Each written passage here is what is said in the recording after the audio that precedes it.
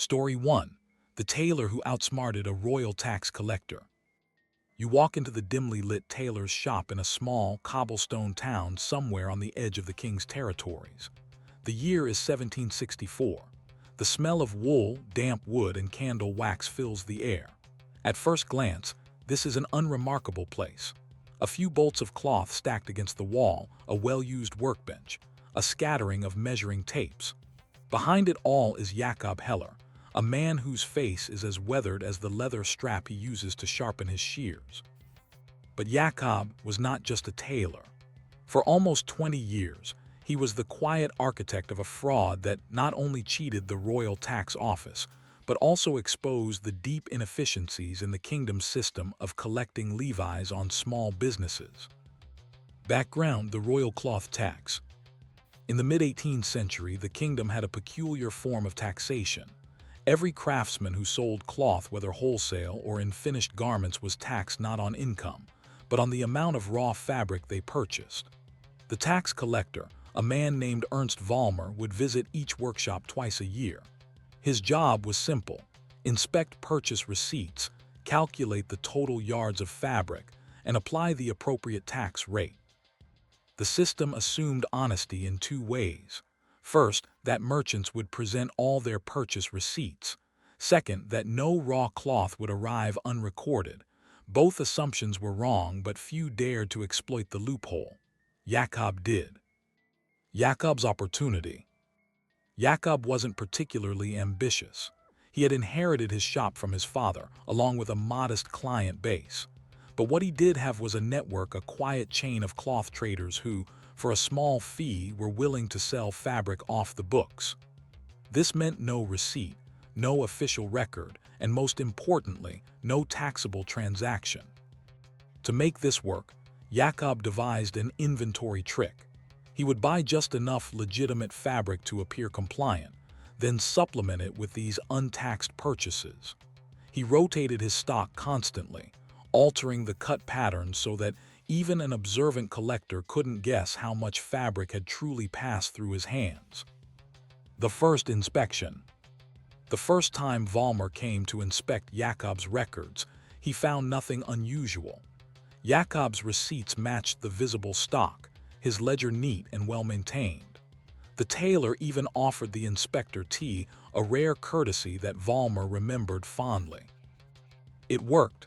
Vollmer marked Jacob's shop as low risk in his report, meaning fewer surprise visits in the years to come. Scaling the scheme. Over time, Jacob expanded his dealings. He began supplying finished garments to other merchants who were too small to pay the full cloth tax themselves. This created a double advantage. He could offload excess untaxed fabric, and his buyers avoided detection by claiming they purchased ready-made clothing rather than raw materials.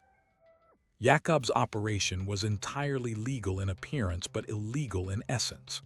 It was a slow crime, a theft not of coins from a till, but of shillings the crown never realized it had lost. The collector's suspicion. By 1773, Vollmer had been in his post for nearly a decade. He had grown more experienced, more skeptical. Patterns that once looked ordinary began to draw his attention. How could Jacob, a modest-town tailor, afford increasingly exotic fabrics, fine silks from Lyon, richly dyed wools without his reported purchases rising proportionally? Vollmer's ledger showed the official quantities, but when he compared them to other tailors in similar towns, Jacob's output was suspiciously high. An unusual customer. The break in the pattern came when a traveling merchant named Lucas Weiss was arrested for smuggling French textiles into the kingdom without paying customs duty. Among the confiscated goods were bolts of fabric identical to those Jacob had been selling for months. Under questioning, Weiss claimed he had sold them directly to a craftsman in the borderlands who paid in coin, no questions asked. Vollmer didn't need to hear the name, he knew exactly who it was. Setting the trap. The next scheduled inspection was still months away, but Vollmer decided not to wait. He arranged for an unannounced visit, bringing along two junior inspectors. His plan was to conduct a full inventory check, including hidden storerooms. When he entered Jakob's shop unannounced, the tailor's face gave nothing away. Vollmer produced the royal seal authorizing a full search. Slowly, methodically, they began pulling out fabric bolts, measuring, counting, and comparing against the ledger. What they found was puzzling. Jakob's stock matched the official records exactly. No extra fabric, no discrepancies. Jakob's final safeguard. What Vollmer didn't know was that Jakob never kept untaxed fabric in the shop for more than 2 days. Deliveries came late at night through a rear alley, and the material went directly to trusted seamstresses working from their homes. By the time Vollmer arrived, the illicit fabric was already half sewn into garments scattered across town. This last layer of precaution was what kept Jakob untouchable for now. But Vollmer wasn't done. If fabric couldn't be found, perhaps finished garments could tell the story. The question was, could he trace them back to Jakob before they left the town's borders? You imagine Vollmer leaving the shop that day with more questions than answers. Outside, the cobblestone street hummed with late-morning chatter. Women carrying baskets of bread, cartwheels rattling over uneven stones, the smell of roasted chestnuts in the air. But to the tax collector, the sounds were muffled beneath annoying irritation. He knew Jakob was lying, but knowing wasn't proof. He needed to follow the garments themselves. That meant finding one of Jakob's buyers and forcing them to speak. The first lead. Vollmer began quietly asking questions in the market. A few stall owners mentioned buying fine coats from the tailor at the edge of town. None of them had receipts. They claimed Jakob was old-fashioned, preferring face-to-face agreements. That suited Vollmer just fine. Absence of paperwork was, in itself, a kind of evidence. But every time he pushed too hard, the merchants clammed up. Jakob was popular here. He had mended wedding dresses without charge, supplied apprentices with scraps for training, and even sewn mourning clothes for widows who couldn't pay. Vollmer's suspicion collided with the town's loyalty. A change in strategy. Frustrated, Vollmer changed tactics. Instead of interrogating merchants, he sent his junior inspectors to border towns, instructing them to keep watch for garments with certain telltale features: Jakob's unique double-stitched cuffs, his habit of lining winter coats with an unusual patterned fabric. If they found enough garments that couldn't be matched to taxed cloth purchases, the pattern might be undeniable. It was a slow plan. Weeks turned into months with only a handful of finds. Vollmer began to suspect that Jakob had informants warning him whenever strangers came asking questions. Inside the workshop network, Jakob's hidden strength lay in his network of seamstresses and apprentices. Most were widows, unmarried women, or aging craftsmen no longer able to run a shop alone. They worked in dim back rooms, cutting and sewing by candlelight, their pay coming in quiet coin deliveries at week's end. The system kept the untaxed fabric moving quickly and invisibly. Jakob never kept a written record of these transactions. In his mind, he was not just avoiding tax, he was spreading work to people the crown had largely forgotten. It was a convenient moral shield. Vollmer's first breakthrough. The break came unexpectedly. One of the junior inspectors, a young man named Han, spotted a winter coat in a merchant's stall in a neighboring city. The fabric, a deep indigo wool, had never been declared by any tailor in the region. Han purchased it, kept the receipt, and returned to Vollmer. When Vollmer examined the coat, he found Jakob's signature double stitch. It wasn't absolute proof, but it was a tangible link. If he could trace the merchant's supplier, the chain might lead back to Jakob. The problem of the middleman. But the merchant claimed the coat had come from a traveling peddler, a man whose name he didn't know and whose route was unpredictable. The trail went cold again. Vollmer realized that Jakob's use of intermediaries was deliberate: buyers who didn't ask questions and sellers who couldn't answer them. The problem wasn't just catching Jakob, it was doing so in a way that could survive in court. Jakob's quiet confidence. Meanwhile, Jakob carried on as if nothing had changed. His shop bustled with business, and the untaxed fabric kept flowing through his network. He had heard whispers of Valmer's inquiries, but he treated them with the same indifference he reserved for seasonal gossip. Jakob's calm demeanor unnerved Valmer more than outright denial would have. It was the ease of a man who had rehearsed his lies for decades. The royal directive. By 1774, Valmer's frustration had reached the royal capital. The finance ministry sent a directive. Any merchant suspected of tax evasion on a significant scale was to be placed under observation with intent to prosecute. This gave Valmer broader powers. He could now intercept shipments, search storage areas without notice, and question associates under oath.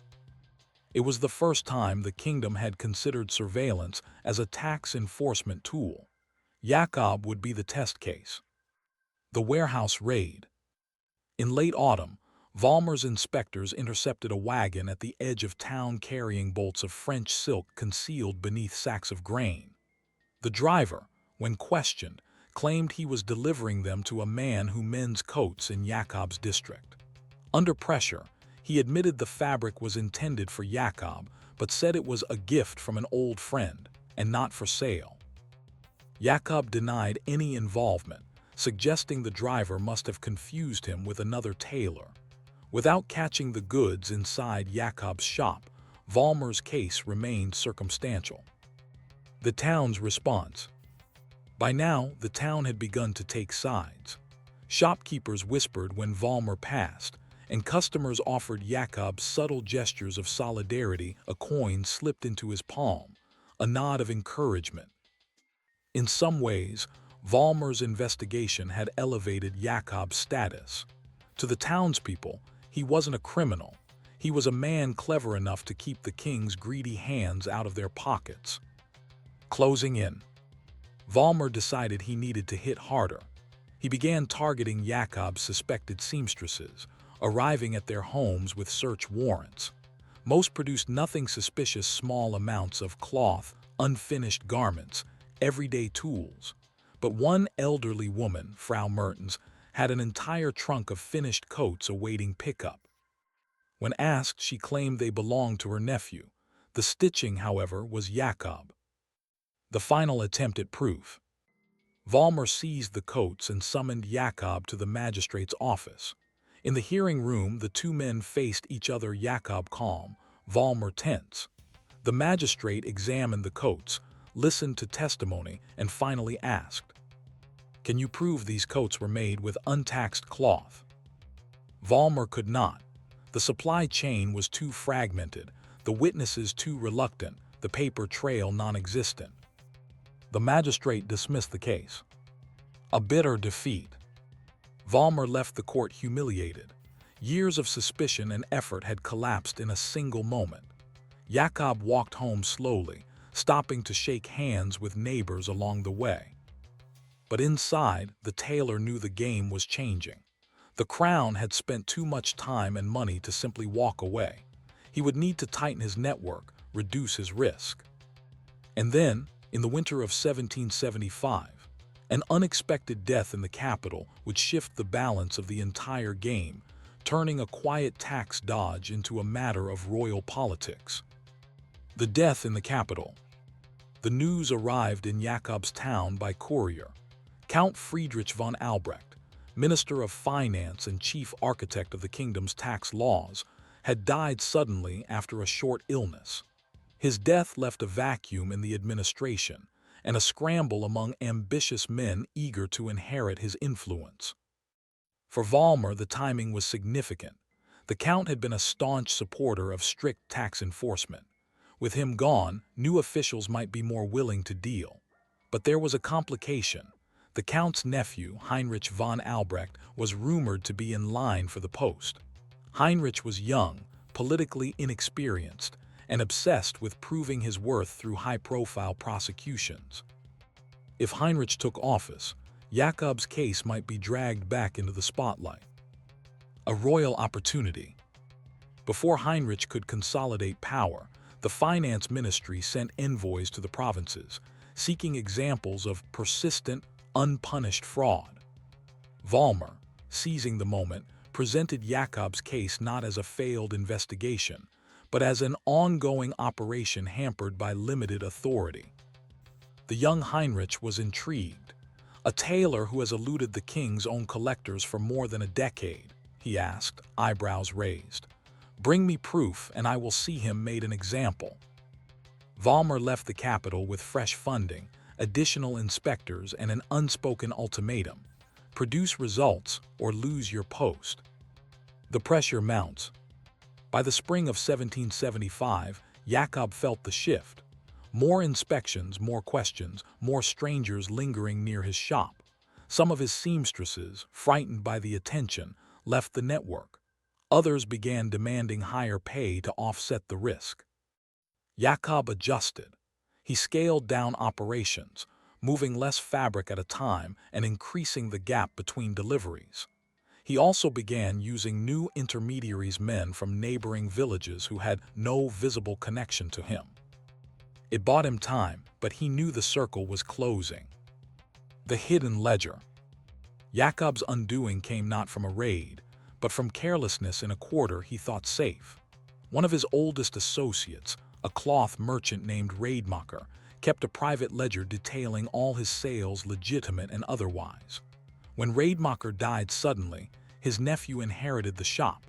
Unfamiliar with the business, the nephew sought to settle all accounts by handing the ledger over to the authorities. Valmer received it within days. The ledger listed dozens of silent deliveries to Jakob over a 10-year span, with quantities, dates, and payments in Jakob's own handwriting.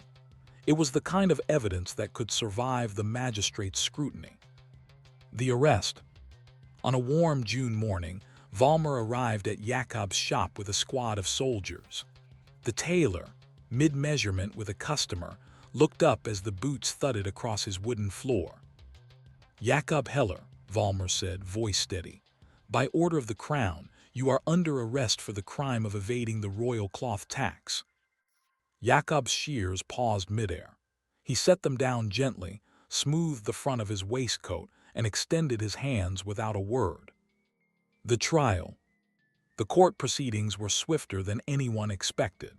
The ledger was presented, witnesses testified, and Rademacher's nephew swore under oath that the records were genuine. Jakob's defense that the entries were for cloth purchased before the tax rate changed was dismissed as implausible. In the end, the magistrate found him guilty. His sentence was 3 years in a provincial prison and the forfeiture of all business assets to the crown. The town's reaction. The verdict split the town. Some saw it as inevitable, others as a tragedy. Women who had sewn under Jakob's network lost a vital source of income. Merchants who had bought his garments at favorable rates now paid more from other suppliers. Valmer, meanwhile, received a commendation from Heinrich von Albrecht for his persistence. His success became a model for tax enforcement throughout the kingdom. Life in prison. Jakob's prison term was uneventful, monotonous days of mending uniforms and repairing bedding. But even here, his skill was valued. Guards brought him personal garments to repair, slipping him small privileges in exchange. He was released in the winter of 1778, older, thinner, but not entirely broken. His shop was gone, seized and resold, but his reputation lived on in whispered admiration. The long-term consequences. Jakob's case became more than a local scandal. It was cited in royal decrees as justification for centralizing tax collection and reducing reliance on provincial inspectors. The kingdom began requiring official stamps on all fabric bolts, a system designed to prevent untaxed materials from entering circulation. For Valmer, the victory was bittersweet. While he had caught Jakob, the centralization reforms meant that his own role was diminished. Within 5 years, he retired. Jakob's quiet return. The last known record of Jacob comes from 1781, when a traveling merchant noted a former tailor of some fame, living in a small village near the border, still sewing for neighbors and, according to rumor, still trading in cloth, without the king's blessing. Whether this was true or simply the embroidery of local legend is unknown. And so the tale of Jacob Heller ended not in riches or glory, but in a quiet persistence. He had outwitted the system for nearly 20 years, leaving behind a legacy of small defiance and a lesson for both thieves and tacksmen. In the quietest trades, the most enduring crimes can hide in plain sight. The forgotten waterway. You find yourself standing beside a canal that looks more like a narrow, muddy stream. The banks are overgrown with reeds, the water sluggish and brown. In the late 19th century, this waterway was part of an ambitious infrastructure project, the Osterman Canal, designed to connect inland farming towns to the larger trading ports along the coast. It was a marvel in its day: stone locks, wooden drawbridges, and an intricate system of sluices that allowed barges to pass in both directions. But by the 1880s, the railway had stolen its purpose. The canal carried fewer boats each year, and the government agency tasked with maintaining it had become little more than an office full of ledgers and dust. It was here, in the quiet offices of the Canal Authority, that a bookkeeper named Albert Kruger devised a theft so patient and so ordinary that it went unnoticed for over 15 years. Albert's station in life. Albert was not remarkable to look at: thin, balding, with spectacles that seemed perpetually on the verge of sliding down his nose. He had been a clerk since his teens, promoted over time to senior bookkeeper. His work was methodical, his hours predictable, his presence forgettable. But Albert's true gift lay in his ability to notice the small things others overlooked. He knew which invoices went unpaid, which receipts were misfiled, and most importantly, how the authority calculated toll revenue from canal traffic. The toll system. The canal's income came from barge tolls, charged per ton of cargo. Every lock station kept a record of passing vessels, noting cargo type, weight, and destination. These records were sent monthly to the Canal Authority headquarters, where Albert would reconcile them with the toll payments deposited into the authority's account. It was a clumsy process: handwritten logs, inconsistent abbreviations, and frequent arithmetic errors from lock clerks who worked in all weather, day and night. Albert's job was to correct these mistakes before the ledgers were finalized. The opportunity. Albert realized that the system was ripe for manipulation. If he altered the tonnage in the lock records before the final ledger was prepared, the difference between the reported cargo and the actual payment could be siphoned into a separate account. No one would notice, because the lock clerks had no way of checking the official ledger after it left their station. At first, Albert tested the method with small amounts: a missing 2 tons of grain here, 3 barrels of tar there. The lost cargo would be entered as a clerical error, and the payment difference quietly transferred into a dormant account the authority had once used for bridge repairs. The dormant account. This account was Albert's genius stroke. Years before, the Canal Authority had opened a small fund to repair a drawbridge damaged in a flood. Once the bridge was fixed, the account remained open but unused, sitting quietly in the bank's records. Albert had access to it because of his role, and no one questioned the occasional deposit labeled maintenance reserve. The slow expansion. Over the years, Albert grew bolder. He began targeting higher-value cargo: timber, coal, imported textiles, carefully selecting entries from stations far from headquarters to minimize the chance of discovery. The amounts were never large enough to draw attention individually, but collectively, they added up to a quiet fortune. Albert's theft was not just financial, it was temporal. By spreading the discrepancies thinly across hundreds of transactions, he ensured no single month's records looked unusual. Life outside the ledgers. Outside the office, Albert lived modestly. He rented a small apartment, took his meals at the same cafe, and walked to work each day along the canal path. His pleasures were simple: second-hand books, an occasional ticket to the opera, and a growing collection of rare stamps. If anyone had asked, they would have said Albert was a man of limited means. That was exactly how he wanted it. The first hint of trouble.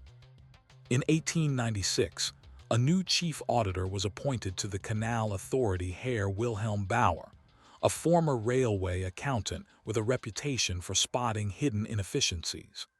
Bauer was not content to review only the current month's ledgers. He began comparing records across multiple years, looking for patterns. Within weeks, Bauer noticed something odd. Certain cargo categories consistently showed a higher recorded tonnage at the lock stations than in the final ledgers. The discrepancies were small but persistent. Bauer's quiet investigation. Bauer did confront Albert directly. Instead, he began collecting original lock station logs, storing them in a locked cabinet in his office. He compared them against the corrected versions in the final ledger. The differences were always in Albert's handwriting. Albert's awareness. Albert sensed the shift. Bauer had started visiting the lock stations in person, something no auditor had done in years. Clerks mentioned these visits casually in letters, but to Albert, they were warning bells. He began scaling back the discrepancies, returning to the tiny adjustments he had made in the early years. But it was too late. The pattern was already there for Bauer to see. A delicate balance. Bauer knew he needed more than handwriting to prove theft. He needed to find the missing money. But Albert had been careful. The dormant account was still in the authority's name, and withdrawals were disguised as maintenance expenses. Without linking those funds directly to Albert's personal spending, the case would remain circumstantial.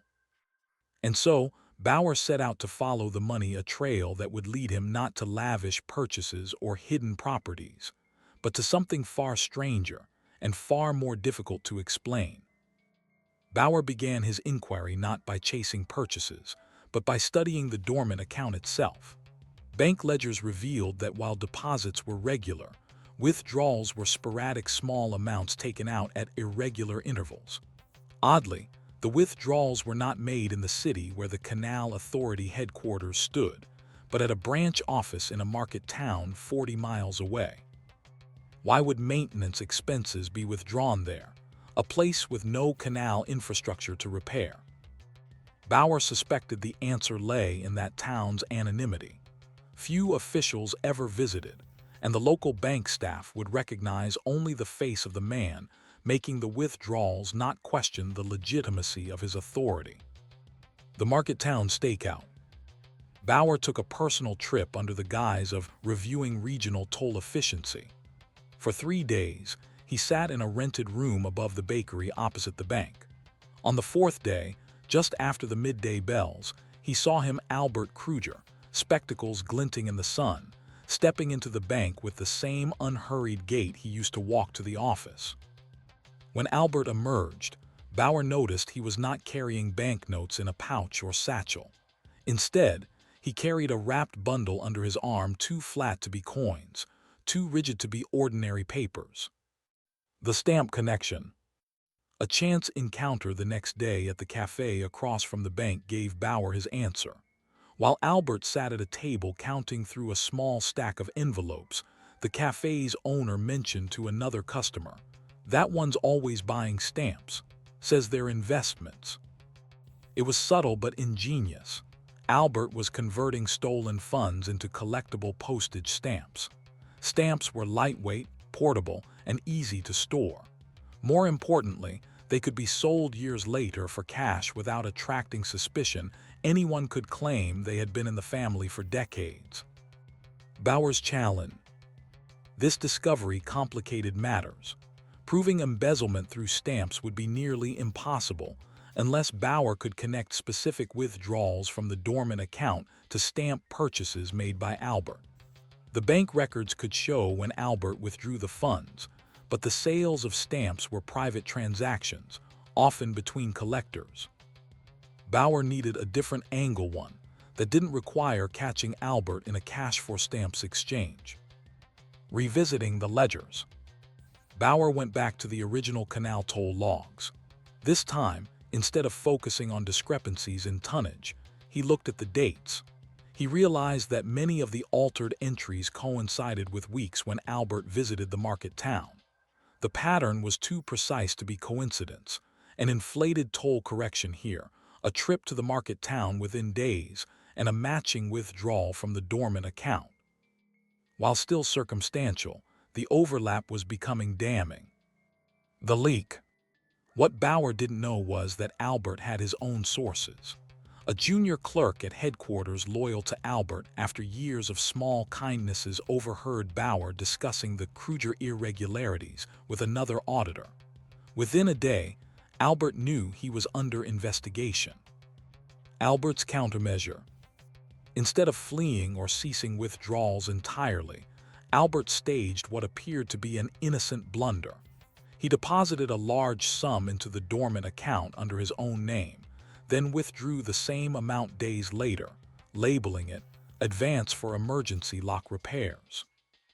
This maneuver muddied the waters. Now Bauer's tidy pattern of withdrawals tied to ledger discrepancies was interspersed with legitimate-seeming transactions. Bauer's turning point. Frustrated, Bauer decided to step outside the normal channels of investigation. He visited the market town's stamp dealers directly, posing as a fellow collector.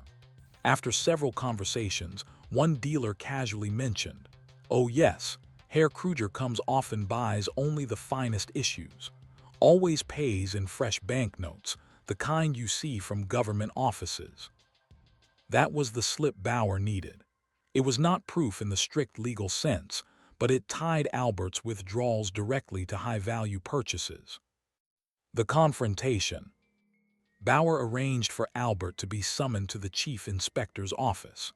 The meeting was formal, ledgers laid out on the table, Bauer seated opposite, a court scribe in the corner ready to record the exchange. "Albert," Bauer began, "we have noted repeated discrepancies in toll entries under your correction, coinciding with withdrawals from the dormant maintenance account. Can you explain this?" Albert adjusted his spectacles and replied evenly, "Clerical errors are common in such records, as you well know. As for the account, I acted only on the authority given to me by this office. If that is a crime, then we are all guilty." It was a carefully measured defense, acknowledging the facts but denying intent. The stamps in question. Bauer pressed further, producing a small album he had purchased from one of the dealers. "These," he said, "match descriptions of purchases you made on dates coinciding with your withdrawals." Albert didn't flinch. "I am a collector, Herr Bauer. I have been one for years. Unless collecting stamps is now an act against the crown, I fail to see your point." The limits of the law. Here lay the heart of the problem. While Bauer's evidence painted a clear picture, the law demanded irrefutable proof of theft. Unless they could show Albert personally transferring canal funds into his own property, without legitimate cover, any prosecution risked collapse in court.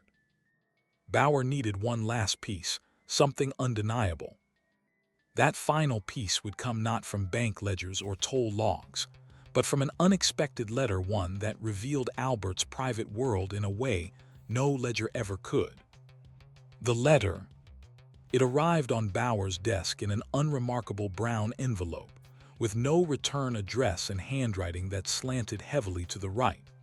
Inside was a single folded sheet of paper and a smaller, wax paper packet that rattled when he shook it. The letter read, "Herr Bauer, I know you are looking into Herr Kruger. I was once his friend and fellow collector. I can no longer keep his secret. Inside you will find proof that the stamps he buys come from money not his own. I have enclosed an original receipt in his handwriting and 2 stamps from a series purchased with such funds. Do with them what you will." The enclosed packet contained two rare, mint-condition stamps from the 1856 Bavarian issue and a handwritten receipt from a dealer in the market town. The receipt was explicit. It listed the purchase price, the date, and most damningly indicated payment from Canal Authority maintenance account. Bauer's breakthrough. For the first time, Bauer had a direct connection between the stolen funds and Albert's private acquisitions. The dealer's name on the receipt matched the ledger of a shop Bauer had already visited. When Bauer confronted the dealer again, armed with the receipt, the man admitted under oath that Albert had specifically requested payment be recorded as coming from the maintenance account, claiming it was for a presentation to the authorities' director. The dealer thought nothing of it at the time after all. What did it matter to him where the banknotes came from? The arrest warrant. Armed with this confession and the receipt, Bauer presented his case to the provincial magistrate. Within days, an arrest warrant was issued. On a drizzly morning, officers entered the Canal Authority office and escorted Albert out in front of his colleagues. The scene was quiet, but electric papers abandoned mid-task, clerks starring from their desks, the sound of boots echoing on the wooden floor. Albert's spectacles fogged as he stepped outside into the damp air. The trial. In court, the prosecution's case was methodical. They presented the toll log discrepancies, the withdrawal records, the dealer's testimony, and the damning receipt. Albert's defense that he had purchased the stamps as a gift for the authority was dismissed when no such gift had ever been presented. The court found him guilty of embezzlement and fraud against the crown. His sentence was 5 years, imprisonment, and permanent barring from public service. The fate of the stamps. The court seized Albert's stamp collection, which turned out to be far larger than anyone had guessed. Albums filled with rare issues from across Europe and the colonies. The collection was auctioned off to repay the stolen funds, though even the most conservative estimates suggested Albert had taken far more than the auction recovered.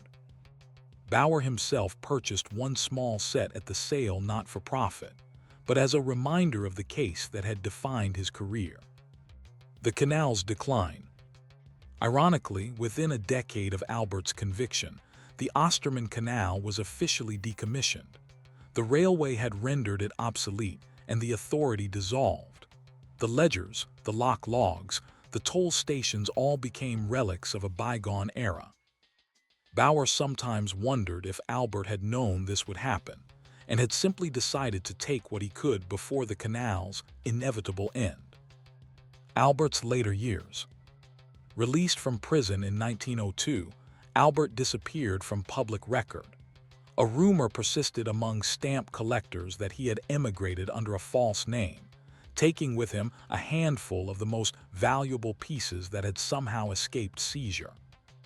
If true, it meant that even in defeat, Albert had outmaneuvered the system one last time. Legacy of the Ledger Heist. The Canal Ledger Heist, as it came to be called in bureaucratic circles, became a cautionary tale in government offices. New policies required that all dormant accounts be closed within 30 days of their final use, and no single official could alter both toll logs and payment records without a secondary review. For Bauer, the case was a professional triumph, but it also carried a quiet melancholy. He had spent years untangling Albert's web, only to watch the very institution he'd fought to protect vanish into irrelevance. In the end, Albert Kruger's crime was as much about time as it was about money.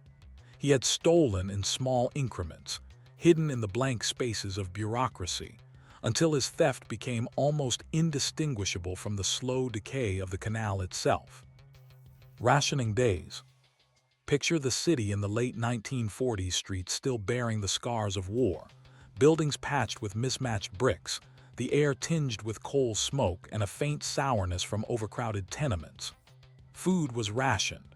Families queued in long lines, ration books in hand, to exchange tickets for bread, meat, sugar, and most precious of all, milk. Milk was more than a drink.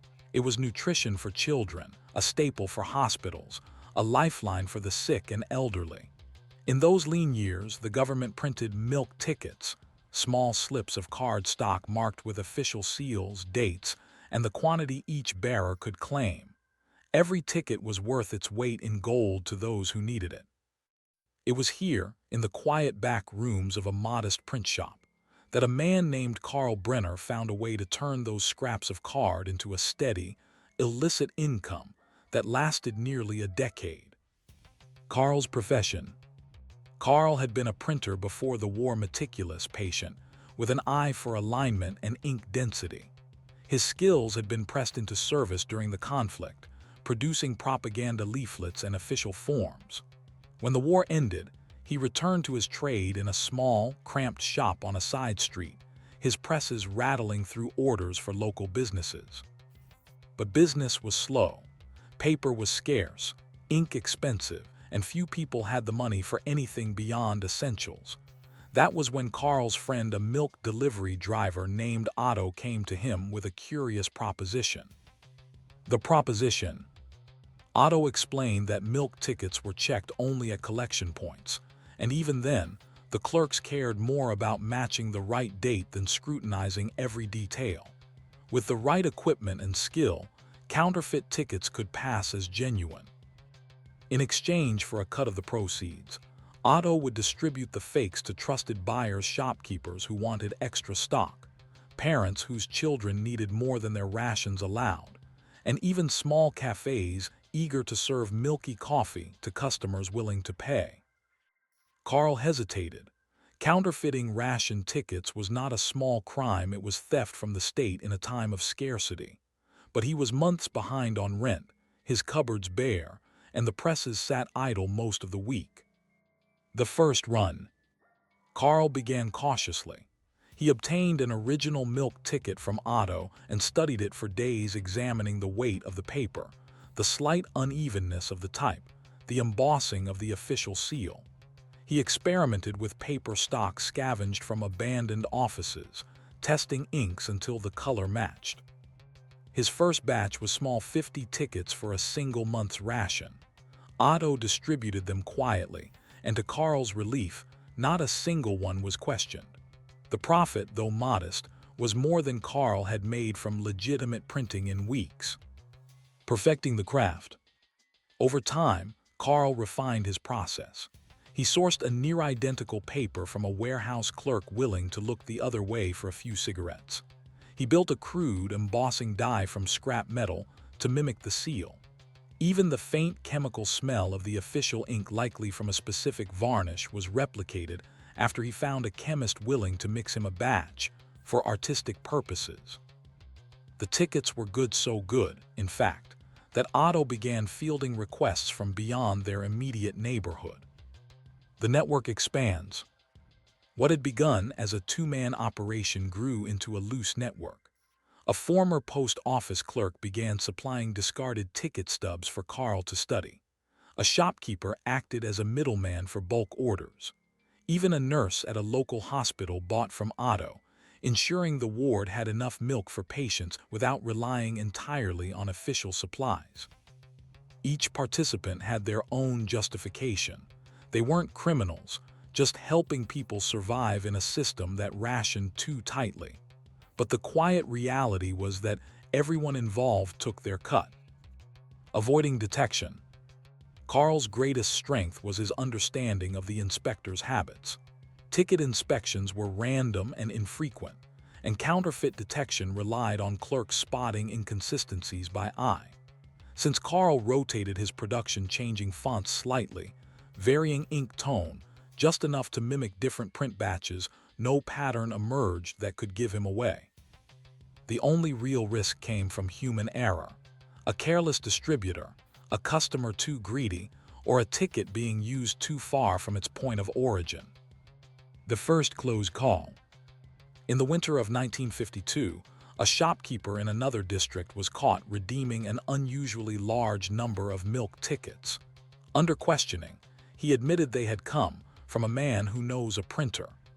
While the shopkeeper didn't know Carl's name, the authorities began quietly investigating print shops in the city. Carl caught wind of this through Otto and shut down production for 2 months. He used the time to dismantle and hide his embossing die, burn any misprinted tickets, and focus on legitimate work. Resuming operations. When the heat subsided, Carl started again, but more cautiously. Orders were smaller, distributions tighter. Otto was instructed never to take tickets to unfamiliar buyers, no matter how tempting the offer. This caution kept the operation running for several more years. By then, rationing had eased for most goods, but milk remained restricted for children and certain medical cases. Demand for extra tickets stayed high. What Carl didn't realize was that the very success of his tickets, their indistinguishability from the real thing, would be the clue that finally drew the authorities straight to his door. The flawless problem. By 1954, the city's rationing office had a different problem: too many perfect tickets. Genuine milk tickets were never truly identical. Print runs varied slightly in ink tone, embossing pressure, and alignment. The printing presses were old, the workers inconsistent, and paper stock sometimes shifted mid-run. Inspectors were used to seeing minor imperfections. Yet in several districts, batches of tickets began showing up that were indistinguishable in every detail. No smudges, no faint ink spots, no misaligned numbers, each one as crisp as if it had been printed yesterday by the same skilled hand. Ironically, Carl's pursuit of perfection was exactly what set his tickets apart. The inspector's suspicion. A meticulous ration inspector named Frau Ilse Hartmann was the first to notice. She had been trained in the old wartime inspection methods, spotting forgeries by looking for too much consistency rather than flaws. After reviewing hundreds of redeemed milk tickets, she marked a stack of nearly identical ones from 3 different neighborhoods. All had the same precise ink density, the same paper grain, and crucially the same embossing depth, as though pressed with an unchanging die. Tracing the source. Hartmann began mapping where the flawless tickets had been redeemed.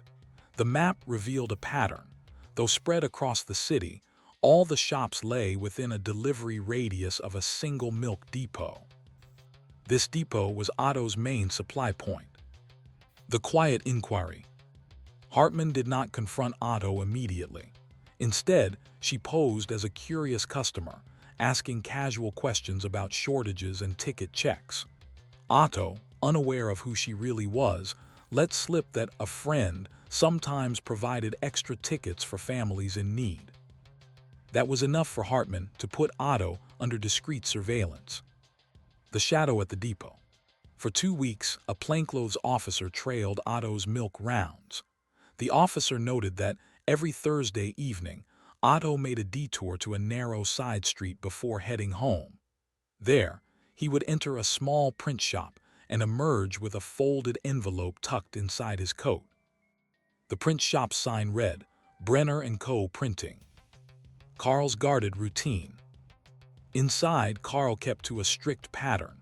Every Thursday after closing, he would lock the front door, draw the blinds, and run a single batch of milk tickets on his small hand press.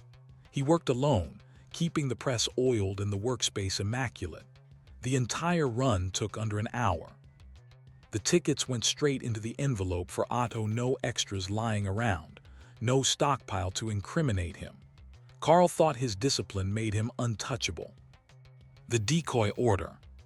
Hartmann knew a direct raid might fail if they couldn't catch Carl with both the tickets and proof of intent.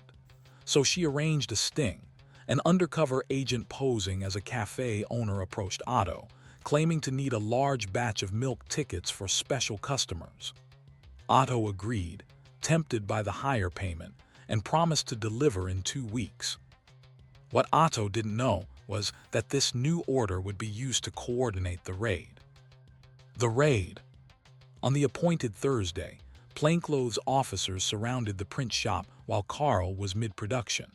The sound of the press's rhythmic clank masked their approach until the door burst open. Carl froze, his inky hands hovering over the fresh stack of tickets. The embossing die sat on the bench, the paper stock still in its wrapping. In the corner, the envelope for Otto was half filled. The search. Officers fanned out, searching every drawer and cabinet. They found no large stockpile, only that night's batch and the tools used to produce it. But it was enough. Possession of counterfeit ration tickets and the means to make them was a clear offense. Carl was arrested on the spot, his presses seized. Otto's arrest. At the same time, officers intercepted Otto at the depot. He was found with several earlier envelopes of tickets hidden beneath milk crates. Faced with the evidence, Otto confessed within hours, naming Carl as the sole producer. The interrogation. Carl remained calm during questioning. He admitted to printing the tickets, but insisted they were emergency replacements for families whose rations had been lost or stolen. He claimed no money had changed hands. The investigators, however, had Otto's confession, the undercover arrangement, and a record of years of milk shortages at the depot linked to Carl's production dates. Yet, even with both men in custody, the authorities faced a problem. The city's rationing system was already winding down, and public sympathy for black market milk was surprisingly strong. Would a harsh sentence risk turning the counterfeiters into folk heroes? The public mood. By early 1955, rationing was in its final stages. Bread and meat were already freely available.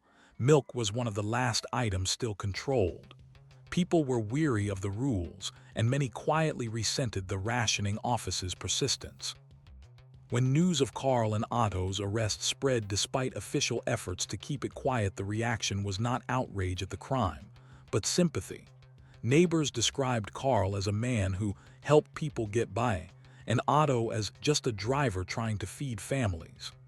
For every citizen who saw them as cheats, two saw them as providers. The dilemma for authorities. The prosecution faced a balancing act. On one hand, they had ironclad evidence, seized tickets, printing tools, and a confession from Otto. On the other, they feared turning the trial into a public spectacle that could embarrass the rationing office. Behind closed doors, some officials argued for a quiet dismissal and confiscation of equipment. Others pushed for a formal trial to send a message in the waning days of ration control. The courtroom. In March 1955, the case was brought before a municipal court. Carl, wearing his best jacket, stood beside Otto as the charges were read: counterfeiting official ration documents, distribution of unauthorized rations, and conspiracy to defraud the state. The prosecution laid out the sting operation, the seized materials, and Otto's statements. They produced the undercover agent's testimony and presented a detailed timeline of ticket production matching shortages at the depot. Carl's defense leaned heavily on public sentiment. Yes, he had printed the tickets, but not for profit. He claimed his income from the operation barely covered paper and ink. His true goal, he said, was to ensure children and the sick did not go without. Testimonies from the beneficiaries. Several witnesses, shopkeepers, parents, even a nurse testified in Carl's favor. They told stories of sickly children gaining weight after extra milk, of hospital patients receiving milk-based tonics when official supplies ran out. The prosecution countered by showing that Carl accepted payment sometimes in cash, sometimes in goods like coffee or cigarettes, which, they argued, proved profit motive. The verdict. After 3 days, the court delivered its judgment, guilty on all charges but with mitigating circumstances. Carl was sentenced to 1 year in prison, suspended, and a fine that wiped out his savings. Otto received 6 months, also suspended, and was barred from working in any ration-controlled supply chain. The light sentences reflected both the impending end of rationing and the court's awareness of public opinion. The end of rationing. Just months after the trial, milk rationing was officially abolished. Families could buy as much as they could afford, and milk tickets became obsolete overnight. In an ironic twist, the same inspectors who had pursued Carl now helped oversee the destruction of millions of unused official tickets. Carl's later life. Carl returned to his print shop, now focused entirely on legitimate work business cards, wedding invitations, flyers for local shops. He never spoke publicly about the milk ticket scheme, but regular customers swore he sometimes gave away printing jobs for free to families in need. Otto left the milk trade entirely, opening a small kiosk selling newspapers and cigarettes. The two remained friends, seen occasionally sharing coffee in the same cafe where their plan had first been conceived. Legacy of the scheme. For years, Carl's counterfeit tickets were remembered in the neighborhood with a mix of humor and nostalgia. Children who had grown up drinking extra milk would point to the print shop and whisper, "That's where it came from." The rationing office quietly updated its post-war reports, noting the Brenner case as an example of public sentiment complicating enforcement in times of scarcity. In the end, Carl Brenner's crime was less about greed and more about exploiting a failing system, a reminder that even the smallest pieces of paper in the right hands can carry enormous weight. A city of keys. In the early 1930s, Dresden was a city of closed doors. Behind its Baroque facades and art-filled halls, iron locks guarded everything from merchant vaults to kitchen cupboards. Locksmiths were respected craftsmen, keepers of secrets, protectors of the threshold between safety and vulnerability. Among them was Wilhelm Kuhn, a quiet, methodical man whose shop sat on a narrow lane not far from the Frauenkirche. His window displayed intricate brass padlocks, ornate skeleton keys, and small safe models that fascinated passers-by. To most customers, Wilhelm was simply the man who could open anything. To a select few, he was something more, a man who could open anything without leaving a trace. The locksmith's reputation. Wilhelm had apprenticed under his uncle, learning the art not just of making locks, but of understanding them, feeling the subtle resistance in a tumbler, hearing the minute click of a misaligned pin. By the time he opened his own shop, his skill was unmatched. Bank managers trusted him to install vault doors. Jewelers sought his advice on display case security. Yet his true specialty was repair, which gave him access to locks in a way few others had. When a client brought in a safe lock for maintenance, Wilhelm could study it in his workshop, mapping its weaknesses. When he installed new locks, he often kept a copy of the master key purely for emergency purposes, or so he said. The unusual request. One autumn evening in 1932, a well-dressed man named Herr Vogt came into Wilhelm's shop carrying a locked cash box. He claimed to have lost the key and offered a generous fee for a quick opening. As Wilhelm worked, Vogt spoke casually about his job at a shipping firm and the strange accounting practices he'd seen there. When Wilhelm returned the opened box, Vogt leaned in and asked a question that would change both their fortunes. Could you open something without anyone knowing it had been touched? The first job. Vogt's proposition was simple. A competitor's warehouse safe contained documents proving illegal price fixing. Vogt would arrange for Wilhelm to repair the safe lock after hours, giving him uninterrupted access. Wilhelm's task was to open it, photograph the papers, and close it again with no sign of intrusion. The job went flawlessly. Wilhelm used a bypass method involving a tension wrench and handmade picks, working entirely by feel. When he finished, the lock's pins sat exactly as they had before. The photographs were delivered, and Vogt paid him twice the agreed fee. From locksmith to ghost. Word of Wilhelm's skill traveled quietly through certain circles, not criminals in the traditional sense, but businessmen, lawyers, and even a few politicians. They wanted access to safes, desk drawers, or lockboxes for reasons ranging from corporate espionage to personal revenge. Wilhelm's method was always the same: enter under a plausible pretext, work quickly, and leave no evidence. He refused to take cash in large sums, preferring small payments over time to avoid suspicion. The tools of the trade. In his back room, Wilhelm kept a collection of specialized tools. Slim steel picks ground to hair's breadth thickness, tubular lock decoders, custom files for key duplication. He made them all himself, testing each on locks purchased from scrap dealers. One of his most prized creations was a false key system, blanks cut with adjustable notches that could mimic multiple keys with minor adjustments. This allowed him to open locks without ever possessing the real key. The moral line. Wilhelm told himself he wasn't a thief. He never stole cash or valuables. His clients wanted information, and he provided a means to obtain it. But deep down, he knew the distinction was thin. The moment he crossed into opening something without the owner's consent, he had stepped outside the law. The police get curious. In early 1935, Dresden's police began investigating a series of phantom openings cases where safes were found undisturbed, yet important documents were missing or altered. There were no signs of forced entry, no damage to the locks. Detectives suspected inside jobs, but one officer, Criminal Inspector Hans Reiter, began looking into locksmiths who had access to multiple sites. Wilhelm's name appeared more than once in repair logs. The visit. Reiter came to Wilhelm's shop under the guise of commissioning a lock for his own office. As Wilhelm measured and discussed options, Reiter asked casually, "Tell me, Herr Kuhn, is it possible to open a safe so perfectly that no one would ever know?" Wilhelm smiled politely and replied, "In theory, yes, but in practice, there is always some trace. You simply have to know where to look."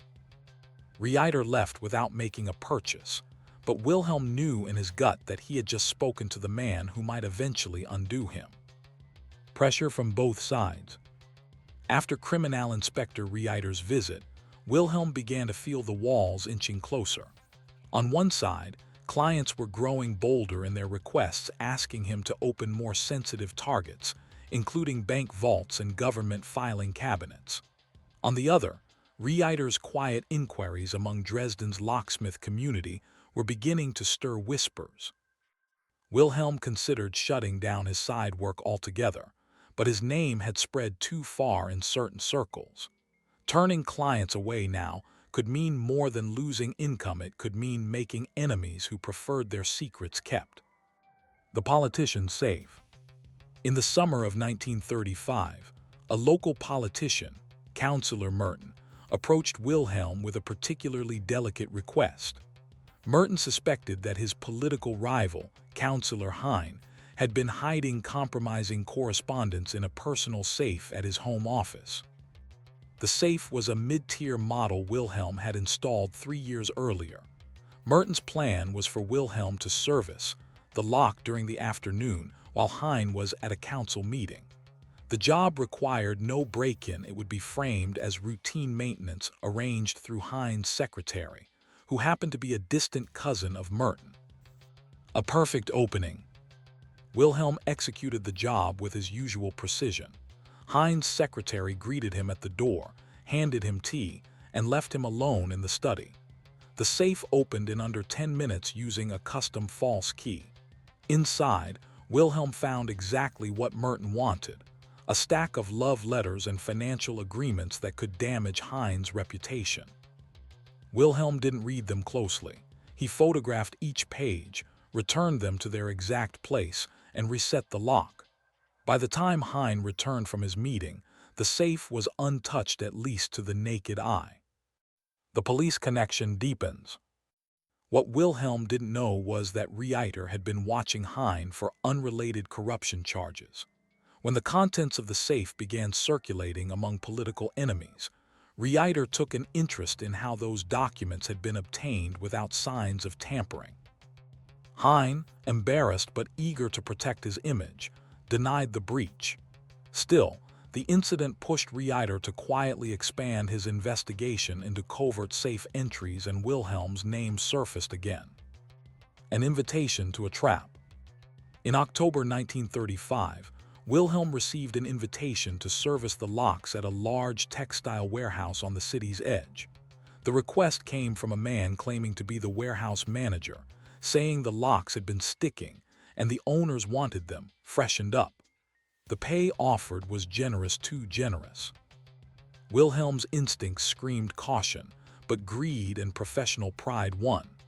He arrived on a foggy morning, toolkit in hand, and was led to a heavy iron safe in the warehouse office. The safe that was.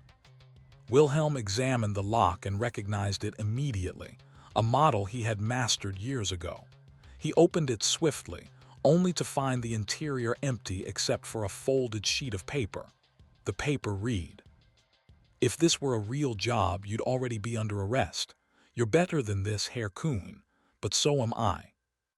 The note was unsigned, but Wilhelm knew the handwriting. It was Reiter's. A warning shot. The message was clear. Reiter wasn't ready to arrest him yet, but the inspector wanted him to know the game had begun in earnest. Wilhelm went home that evening and locked his workshop door behind him for the first time in years. A dangerous client. Weeks later, Wilhelm's most dangerous client came calling, a man known only as Vogel, rumored to have ties to both black market operations and political agitators. Vogel wanted Wilhelm to open a series of deposit boxes at a private bank. The boxes belonged to several businessmen, and Vogel promised double your usual fee for the work. Wilhelm hesitated. Banks were a different level of risk, and deposit boxes were tied to names and identification. But Vogel's tone left little room for refusal. Preparation. For days, Wilhelm studied the type of lock used on the bank's boxes, crafting picks and tension tools to match. He also devised a timing plan enter during a scheduled lock replacement for the vault door, when the bank would already expect locksmiths inside. The job. On the appointed day, Wilhelm slipped into the vault under the cover of legitimate work. While another locksmith handled the main door, Wilhelm quietly opened Vogel's targeted boxes one by one, sliding envelopes into his bag. Everything went smoothly until he turned to leave and found himself face to face with Reiter. Reiter didn't speak right away. He simply closed the vault door behind them, the heavy click echoing off the stone walls, and said, "Now, Herr Kuhn, I believe it's time we talked about all the doors you've opened." The vault confrontation. The air inside the vault was cool and heavy with the faint scent of oiled steel. Wilhelm stood with his bag of tools and the envelopes he had just removed from the deposit boxes, while Reiter leaned against the frame, his expression unreadable. "You've been opening locks for years," Reiter said calmly. "Homes, safes, offices, always without a trace. I've let you run longer than you realize, long enough to see who you work for." Wilhelm stayed silent, weighing his options. In the confined space of the vault, escape was impossible. He could only hope that Reiter wanted more than just an arrest. The proposal. Reiter stepped closer, lowering his voice. "Vogel is the man I want, not you. Those envelopes you're holding, they're part of a larger network I've been tracking. Help me bring him down, and I can make certain the magistrate sees your talents in a more forgiving light." Wilhelm understood the offer: turn informant or face prison. Reluctant cooperation. 2 nights later, Wilhelm met Reiter in a quiet cafe. He had spent the intervening time studying the contents of the envelope's contracts, coded notes, and ledgers of illegal transactions involving half a dozen businessmen. Vogel's fingerprints were all over them. Wilhelm agreed to help deliver Vogel into a controlled sting, on the condition that his own name never appeared in official reports. Reiter, pragmatic and aware of Wilhelm's value, agreed. The sting.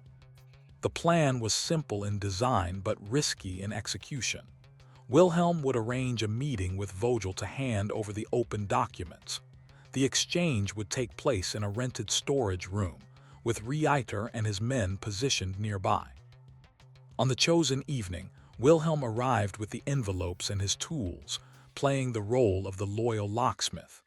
Vogel examined the papers, nodded in satisfaction, and began counting out Wilhelm's payment. That was when Reiter's team moved in. Vogel's arrest. The arrest was swift. Vogel was caught with the incriminating documents in hand, along with marked banknotes provided by the police.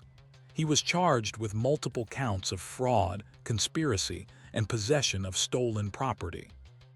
For Wilhelm, it was a moment of relief tinged with unease. Vogel had allies, and those allies might wonder how the police had timed their moves so perfectly. Wilhelm's bargain. True to his word, Reiter ensured Wilhelm's cooperation remained a secret in official records. In court, Vogel's defense hinted at an inside man, but no proof was ever produced. Wilhelm's name was absent from all testimony. The magistrate, acting on Reiter's private recommendation, sentenced Wilhelm to a year's probation for unlicensed security work, a charge that sounded almost benign. His locksmith's license was suspended temporarily, but he avoided prison. The aftermath. Wilhelm returned to his shop, but business was slower now.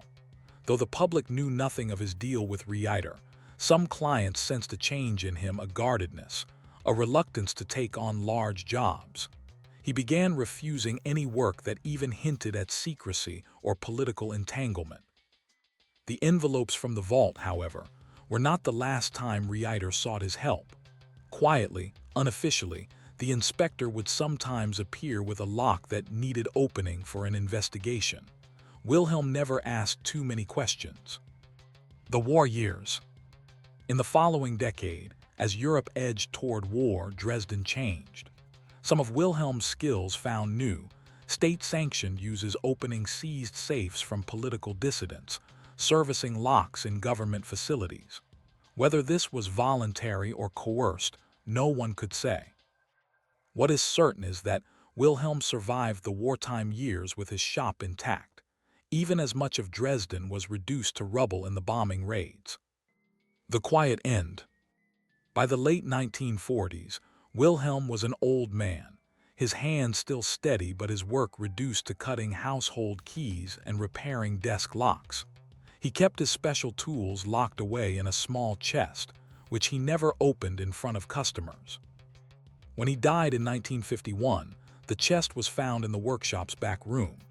Inside were the picks, decoders, and false keys that had once made him the most sought-after locksmith in Dresden's shadows, carefully wrapped, polished, and unused for years. Legacy of the locksmith. Wilhelm Kuyten's name never appeared in police files connected to Vogel or the earlier, phantom openings. To those who knew him only as a tradesman, he was simply a man who could fix any lock. To Reiter, he was the best covert entry specialist the city had ever seen, one who walked the line between craftsman and criminal, and somehow managed to step off before the ground gave way beneath him. And so, the locksmith of Dresden faded into history, his crimes unrecorded, his skill unmatched, his story known only to the handful of doors that ever closed behind him. A city of clerks. In the bustling port city of Rotterdam in the 1890s, commerce ran on paper. Every cargo shipment, every customs declaration, every tax payment passed through the ink-stained hands of clerks in the city's sprawling municipal offices. Their desks were crowded with blotters, ledgers, fountain pens, and the ever-present ink wells, small glass jars filled with deep, dark liquid that carried the weight of contracts and law. In one such office, on the second floor of the customs house, worked Pieter van Dahl, a quiet, bespectacled man with an unimpeachable attendance record and the unremarkable air of someone who'd been in the same seat for 15 years. To his superiors, Pieter was the ideal clerk, punctual, thorough, and content to live in the shadow of the bureaucracy's endless paperwork. To those who truly knew him, he was something else entirely, a man who had found a way to turn the city's obsession with ink into a steady and invisible income. The peculiar supply chain. The customs house ordered ink in bulk from a local stationer.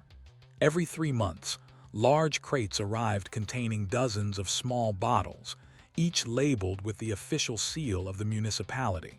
From there, the bottles were distributed to departments according to usage. Pieter was the man in charge of the distribution ledger. His job was to log how many bottles each department received and ensure the totals matched the invoices. No one questioned his tallies. The process was so mundane that even the auditors barely glanced at it. The spark of opportunity. One afternoon, while helping unload the latest shipment, Pieter noticed something curious. The crate contained far more bottles than the invoice listed. He mentioned it to the delivery driver, who shrugged and said, "Sometimes the factory overfills the order. Lucky for you." That surplus small enough to be overlooked, valuable enough to be noticed by anyone who needed ink was the beginning. Pieter quietly stored the extra bottles in a cupboard under his desk. A week later, he sold them to a small law firm for half the stationer's retail price. From surplus to scheme.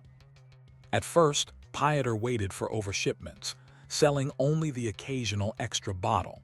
But soon, he realized how easy it would be to adjust the numbers himself. By recording slightly inflated departmental usage in the ledger, he could requisition more bottles than were truly needed. The surplus would then be stored under his desk and sold privately. The beauty of the plan was its invisibility. Ink was cheap, purchased in large quantities, and easily justified in an office that processed mountains of paperwork daily. No one tracked how quickly each bottle was used once it left the supply cupboard. The clients. Pieter's customer list grew. Small law offices, printing shops, notaries, even teachers at a private school who preferred the municipality's high-quality ink to the watery stuff sold in shops. Payment was always in cash, slipped into an envelope or handed over in a folded scrap of paper. The sums were small per transaction, but steady and entirely untaxed. The double books. To keep track of his illicit sales, Pieter maintained 2 ledgers, the official municipal record and a private notebook hidden inside a hollowed-out dictionary in his desk drawer. The private book listed clients by initials only, along with quantities and dates. The code was simple, but in an age before typewriters in every office, even the act of keeping such a ledger was a risk. The whisper of risk. For nearly 8 years, the scheme ran smoothly. Pieter grew comfortable, too comfortable. He began to requisition larger surpluses, emboldened by the lack of scrutiny. But in 1898, the city hired a new supply auditor, Jan Vermeer, known for his meticulous nature and suspicion of impossible numbers. It was Vermeer who first noticed that the customs house was ordering nearly 20% more ink than comparable offices. The auditor's first move. Vermeer did not confront Pieter directly. Instead, he began tracking the actual ink usage in a few select departments, quietly asking clerks how often they replaced bottles. His findings confirmed his suspicion. The recorded usage was inflated. Somewhere between the delivery crates and the departmental cupboards, ink was disappearing. Pieter's blind spot. Pieter heard rumors of the auditor's inquiries but dismissed them. After all, Vermeer had no proof, just numbers that could be explained away as enthusiastic clerks who spilled more ink than they used. But Pieter didn't realize that Vermeer had already planted his first trap. A set of bottles with unique, invisible markings on their labels, detectable only under certain light. Those marked bottles would soon travel through Pieter's hands, and their final destination might be the proof Vermeer needed to expose the inkwell fraud. The marked bottles. Vermeer's plan was elegantly simple. He ordered the next shipment of ink through his office rather than the normal supply route, ensuring he could prepare it in advance. Using a mixture of lemon juice and a trace chemical that left no visible stain, he marked 20 bottles tiny dots just under the edge of the official municipal seal. The markings were invisible under ordinary light, but glowed faintly under a lamp with a specific filter. The idea was that if any of these bottles surfaced outside official channels, Vermeer could prove they had passed through the customs house and into unauthorized hands. Into the system. The shipment arrived on a rainy Tuesday morning. Pieter signed for it as usual, nodding the count and storing the crates in the supply cupboard. Within 2 days, the first extra bottles, 3 of the marked ones, were in his private cupboard under the desk, waiting for his next round of sales. By the end of the week, he'd sold them to a small printing shop, receiving payment in coins tucked into a folded newspaper. The first recovery. Vermeer began his sweep quietly, visiting local businesses under the pretext of checking on the quality of municipal ink for future procurement. Most shopkeepers were happy to show their supplies, assuming it might lead to a city contract. At the printing shop, Vermeer spotted one of the marked bottles immediately. Under the filtered lamp, the faint glow revealed the secret dot. The shopkeeper, unaware of the trap, confirmed that the bottle had been purchased from a clerk at Customs House for a bargain price. Building the case. Rather than confront Pieter right away, Vermeer expanded his net. Within 3 weeks, he recovered 12 of the marked bottles from various businesses, law firms, a private tutor's desk, even a notary's personal study. Every source pointed back to the quiet man at Customs House. Vermeer now had physical proof that city supplies were being sold privately, along with witness statements naming Pieter as the supplier. The auditor's visit. On a gray Thursday afternoon, Vermeer appeared at Pieter's desk with his usual polite demeanor. "Routine inspection," he said, glancing toward the cupboard under Pieter's desk. "May I?" Pieter, heart quickening, handed over the key. Inside were 6 bottles, 3 of them carrying Vermeer's invisible mark. The confrontation. "Interesting," Vermeer murmured, holding one up to the filtered lamp he'd brought with him. The faint glow appeared instantly. Pieter froze. "These," Vermeer continued, "were part of our last shipment, and yet they've not been recorded for any department. I'm curious, Pieter, how do you explain that?" Pieter attempted a weak defense. Perhaps they were left over from a previous order, perhaps a simple miscount. But Vermeer had heard every variation of such excuses in his career. Pieter's calculations. In that moment, Pieter realized he had 2 choices: deny everything and risk a full investigation, or negotiate quietly to avoid scandal. His greatest fear was not prison, it was public disgrace, the loss of his modest but stable life. The offer. Vermeer, sensing Pieter's hesitation, made his move.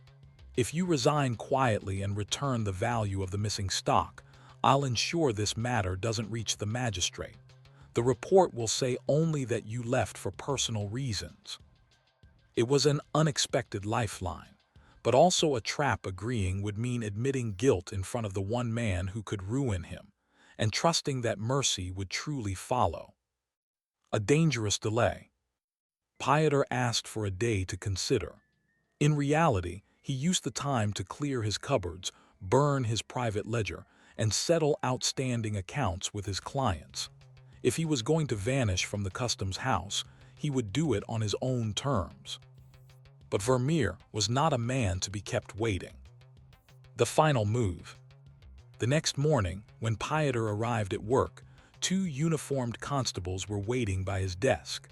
Vermeer stood beside them, holding a small box containing the 6 marked bottles. "I gave you a chance," Vermeer said softly, "but you chose otherwise." Pieter was escorted from the building, his resignation no longer an option. Yet even with Pieter in custody, the true scale of the inkwell fraud and just how much money had quietly changed hands was something Vermeer could only estimate. The interrogation.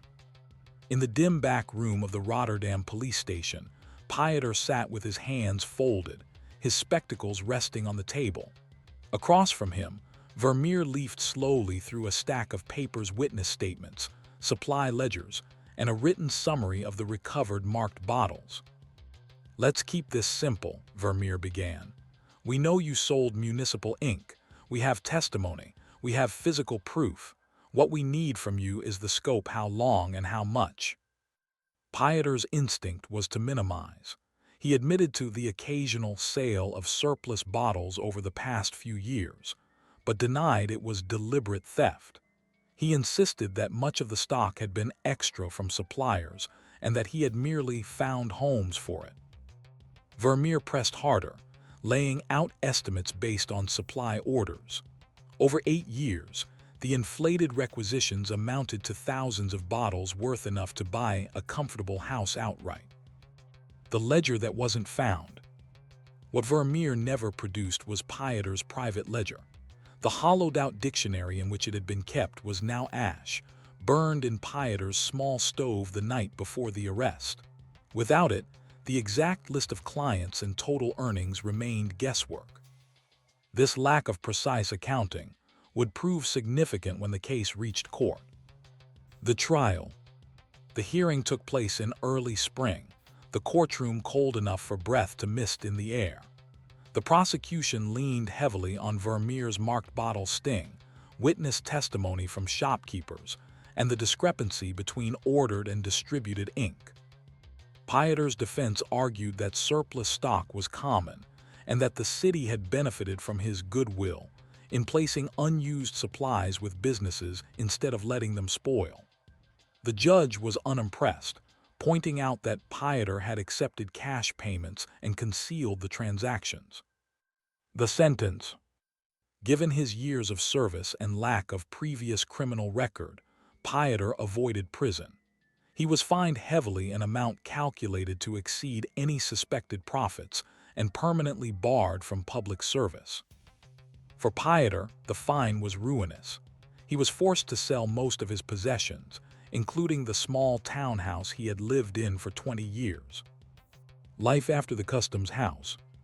Pieter moved to a smaller apartment near the docks, where he began working part-time for a stationer, a legitimate job, but one that paid barely enough to live on. He kept to himself, no longer wearing the tidy municipal clerk's coat that had once been his daily uniform. Occasionally, a former client from his ink-selling days would spot him in the street and nod in quiet recognition. The transactions were over, but the memory of the deals lingered. Vermeer's quiet victory. Within the customs house, Vermeer's sting was spoken of in hushed admiration. It became a textbook example in the city's auditor training program: how to trap a petty fraudster without alerting them, and how to build a case that could stand even without a full confession. Vermeer himself moved on to larger investigations, but he never forgot the lesson Pieter had unwittingly taught him, that the smallest consumables, multiplied over years, could become a fortune hidden in plain sight. The unanswered question.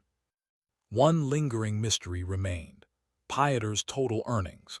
Vermeer's estimate was significant, but without the missing ledger, it was impossible to know how much had truly passed through the clerk's hands.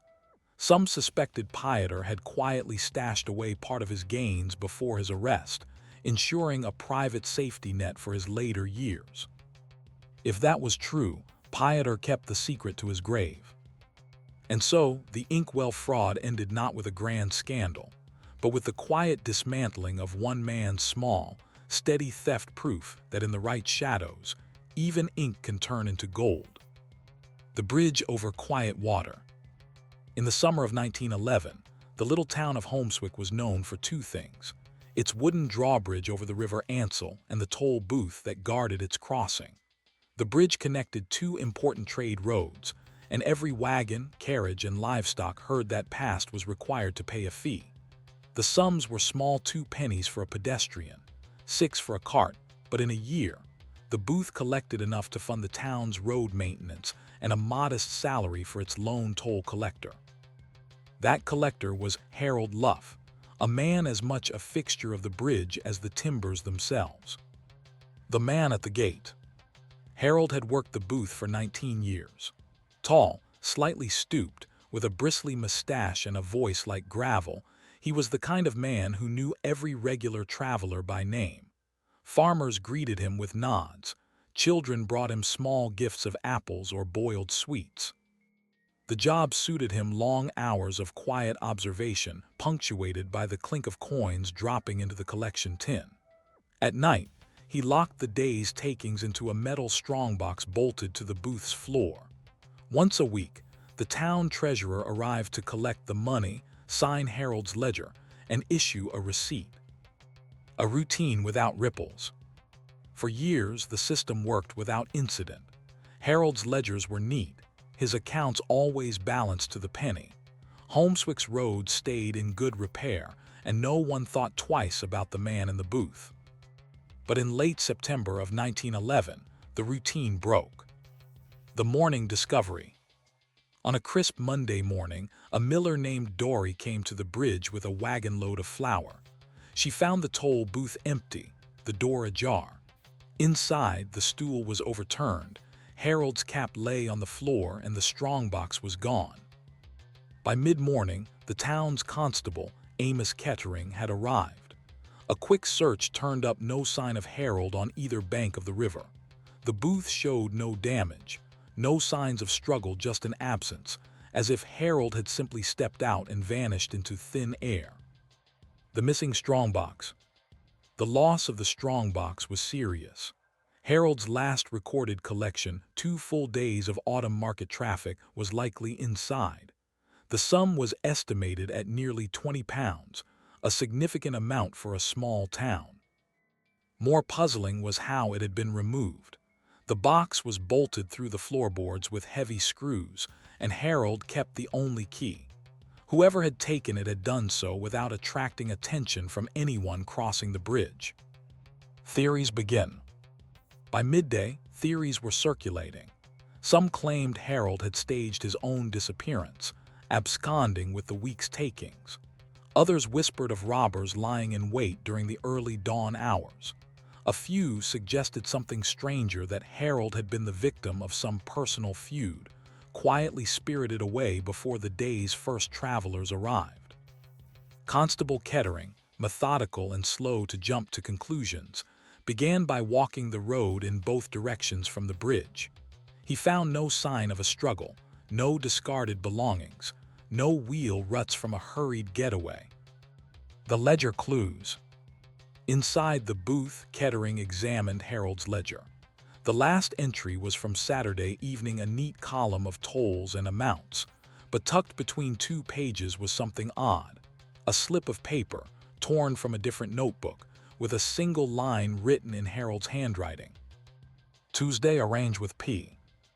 There was no other context. Who was P? Holmeswick was a small town. Surnames often started with the same few letters, and speculation ran wild. Was it Phipps, the river ferryman? Pratchett, the local merchant who had quarreled with Harold over a toll dispute last spring? Or perhaps it referred to someone from beyond the town, someone travelers knew but locals did not. Kettering added the slip of paper to his pocket and decided his next step was to question Harold's few close acquaintances. A strange witness. That evening, just before dusk, a fisherman named Eli came forward. He claimed that on Sunday night, long after dark, he had seen a lantern moving slowly across the bridge. At first he assumed it was Harold making a final inspection, but the figure carrying the light was shorter, stockier, and moved with a hurried gait. The lantern disappeared into the toll booth, and a few minutes later, Eli saw it bobbing away down the north road. He hadn't thought much of it until the news of Harold's disappearance spread. If Eli's account was true, then someone else had been in Harold's booth during the night, and whatever they were carrying away might have been the missing strongbox. Following the north road, Constable Kettering began his search early the next morning, taking the north road from Holmeswick across the low, misty fields. The packed dirt track wound between hedgerows and occasional farmsteads, but there were no wagon ruts or boot prints fresh enough to match the Sunday night sighting. The previous night's dew and light rain had blurred most traces. About 2 miles from town, the road split. One branch led to the neighboring village of Brixcombe, the other toward the old quarry road, a route long abandoned by most traffic. The quarry road was a known shortcut to the river marshes, but it was narrow and prone to flooding. An unlikely stop. Kettering chose the quarry road first. Midway along, he found a small copse where someone had clearly made camp recently. A circle of stones with ashes still warm beneath the top layer, a discarded food wrapper from a brand not sold in Holmeswick, and a flattened patch of grass large enough to suggest a heavy object had been set there. Could it have been the missing strongbox? The weight of the box. The strongbox, according to Harold's own description in an earlier town record, weighed nearly 40 pounds empty. With 2 days' takings inside, it could easily top 50. Carrying it far on foot would be exhausting, making it likely the thief or Harold, if he was complicit, had some form of transport hidden nearby. Kettering's theory shifted. Perhaps the culprit had used the quarry road to avoid the main route and had hidden the box in the marshes until it could be moved safely. Harold's acquaintances. Back in Holmeswick, Kettering visited Harold's small rented cottage. The bed was neatly made, the pantry stocked, and there were no signs of a hurried departure. Neighbors recalled seeing him at the pub on Saturday evening, in good spirits, with no mention of travel plans. More telling was the absence of any packed clothing. If Harold had fled, he'd taken nothing but the clothes on his back. That argued against voluntary disappearance. The P lead develops. On his second day of inquiries, Kettering visited Samuel Phipps, the ferryman. Phipps admitted he had known Harold for years and that Harold had mentioned a job coming up that would make him some extra money. When pressed, Phipps claimed ignorance of the details, but his discomfort was obvious. According to Phipps, Harold had asked him for information about a man named Parlow, a part-time hauler known for transporting goods at odd hours. Parlow the hauler. Parlow lived on the outskirts of Brixcombe. When Kettering arrived at his yard, he found the hauler repairing a wagon axle. Parlow claimed he hadn't been near Holmeswick in months, but his boots were coated with dried mud of the same reddish hue as the quarry road. A casual glance into his wagon bed revealed deep gouges in the board's marks consistent with a heavy metal object being slid in or out. The timeline tightens. When Kettering mentioned Sunday night's lantern sighting, Parlow's jaw tightened. He offered no alibi, saying only that he had been on a delivery. He refused to name his client, citing business privacy. Kettering left without making an arrest. There was suspicion, but no proof linking Parlow to the disappearance or the missing money. Still, the constable felt the circle tightening. A river clue. That evening, a boy fishing near the marsh reported finding a key rusty, with a distinctive square bow caught in the reeds. Kettering recognized it as the key to the toll booth strongbox. Harold had always kept it on a chain in his waistcoat pocket. The key's location downstream from the quarry road reinforced the theory that someone had moved the strongbox toward the marshes. But why discard the key unless the box was already open or destroyed? Whispers in the pub. Over the next week, word spread through Holmeswick that Parlow had suddenly paid off a long-standing debt to the blacksmith and purchased a new horse. The timing was too neat to be coincidence. Yet without the strongbox or Harold, Kettering couldn't tie Parlow to the crime in court. A lead slipping away. Late one night, Kettering received word that Parlow's wagon had been seen heading toward the coastal road. By the time the constable reached the spot, the wagon was gone, leaving only deep ruts in the mud. If Parlow was fleeing, he had done so without challenge. With the main suspect gone and Harold still missing, Kettering faced a grim reality. Unless he found a body or the stolen strongbox, the vanishing toll collector case might remain unsolved. An unexpected break. 3 weeks after Parlow's disappearance, A barge captain from the coastal town of Darnwick reported an unusual discovery. While dredging near the marsh mouth, his crew had hauled up a heavy, mud-caked object, a dented metal box, its lock forced open. Inside was a scattering of corroded coins and the faint smell of damp paper. Kettering took the box back to Holmeswick, where the town treasurer confirmed it was indeed the missing toll strongbox. The total inside was barely £1 in loose coins, far short of the expected £20. The forensics of 1911. Without modern fingerprinting or forensic labs, Kettering's examination relied on the basics. The prime marks on the lock matched a flat iron bar. Scraps of paper lining the bottom were remnants of Harold's ledger, pages, names, and amounts still legible in places. If the box had been dumped deliberately, it was likely to destroy evidence of exactly who paid what during those last 2 days of toll collection. But the fact that it had been found so far downstream suggested someone had intended it to vanish for good. The missing man. Even with the strongbox recovered, Harold himself was still nowhere to be found. Theories abounded. He had been killed during a robbery and his body hidden in the marsh. He had staged his disappearance with an accomplice, splitting the money before vanishing under a new name. He had been forced into the marshes alive and met with an accident while fleeing. Without a body, each possibility carried equal weight. A witness resurfaces. In early November, a merchant from Brixcombe came forward with a story he had been reluctant to tell.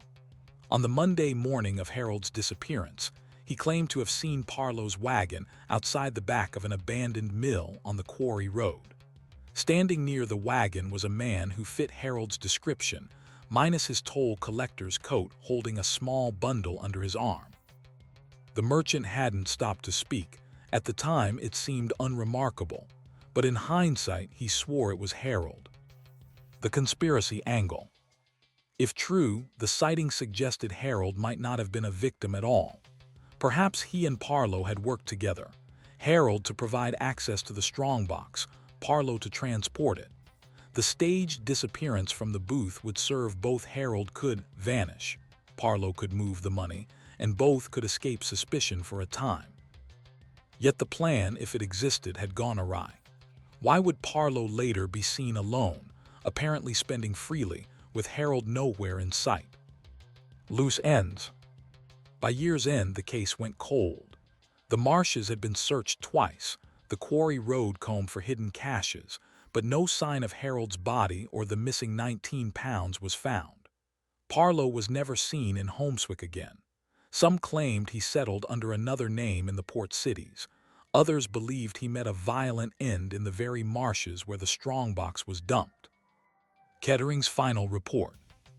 In his closing notes, Kettering wrote, "It is the opinion of this officer that Harold Luff was complicit in the removal of the strongbox, and that subsequent dispute between him and one Parlow resulted in either his flight or demise. The balance of stolen monies remains unaccounted for. It was as close to an accusation as the law would allow without proof." The toll booth's fate. After Harold's disappearance, the toll booth stood empty for months.